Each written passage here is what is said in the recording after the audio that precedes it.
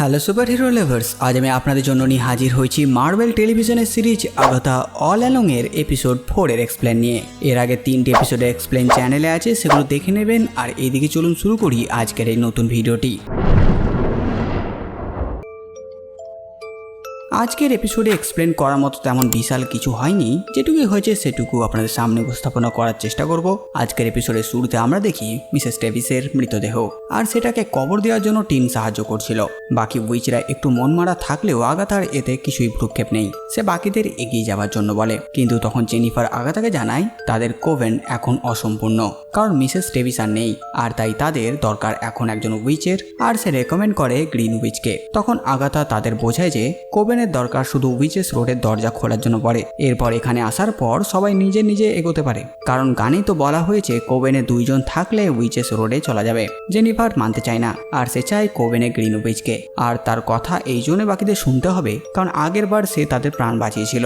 এই শুনে তাদের মধ্যে তর্ক শুরু হয়ে যায়। কেউ অ্যালিসকে দোষ দেয় তো কেউ জেনিফারকে। ঠিক তখন টিন বলে, দোষ আমাদের সবার, কারণ আমরা নিজেদের কোভেনের মেম্বারদেরই খেয়াল রাখিনি।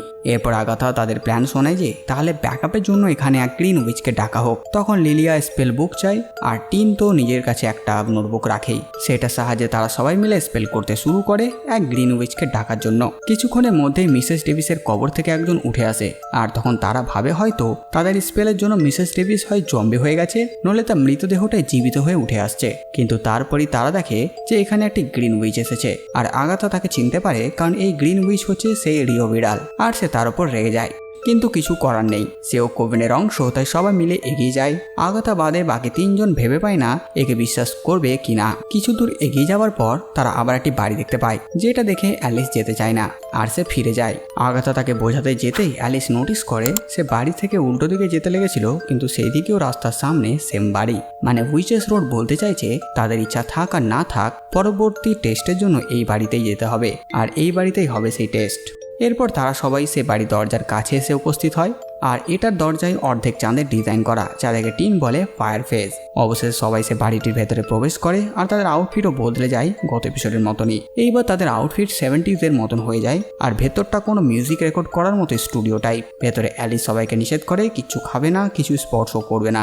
সেখানে দেওয়ালে বিভিন্ন রকমের ড্রয়িং থাকে, সালিম 7 এর ট্রায়ালেরও ড্রয়িং সেখানে আছে। এক জায়গায় ওয়ার্ল্ডের মাস্কও থাকে। অ্যালিস তার মায়ের ছবি দেখতে পায় সেখানে, যে একজন মিউজিশিয়ান ছিলেন, আর তার ফ্যানেরাই তার কোভেন ছিল। সে চেয়েছিল কোভেনের দরজা খুলতে। ওদিকে রিও ভিডাল গিয়ে আগাথার সাথে দেখা করে। সেখানে সে আগাথাকে জিজ্ঞেস করে বাকি উইচদের ব্যাপারে। আগাথা জানায় তারা তার নতুন বেস্ট ফ্রেন্ড। সাথে সাথে টিনের ব্যাপারে জিজ্ঞেস করাতে আগাথা বলে তাকে সাহায্যের জন্য আনা হয়েছে। এখানে আগাথা বড় চালাকির সাথে রিও ভিডালকে বলে যে সে একবার কোভেন পার করে নিলে বাকি উইচের আর তার কোনো দরকার পড়বে না, আর তাই সব পাওয়ার তারা ভাগ করে নিতে পারবে। তাই এতে রিওর মতামত কি?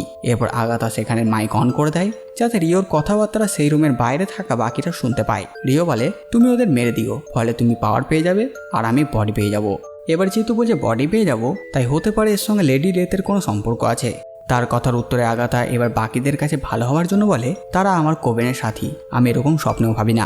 ওদিকে এইখানে কি করতে হবে তাদের সেই ক্লু খুঁজতে খুঁজতে টিন একটি মিউজিক বাজিয়ে দেয়, যেটাতে সমস্ত উইচের মাথা ব্যথা করতে শুরু করে। মিউজিকটি অফ করার জন্য আগাথা সেটি ভেঙে ফেলে। তখন লিলিয়া তাদের জানায় তারা অভিশপ্ত হয়ে গেছে, আর এদিকে টাইমের কাটা চলতে শুরু করে।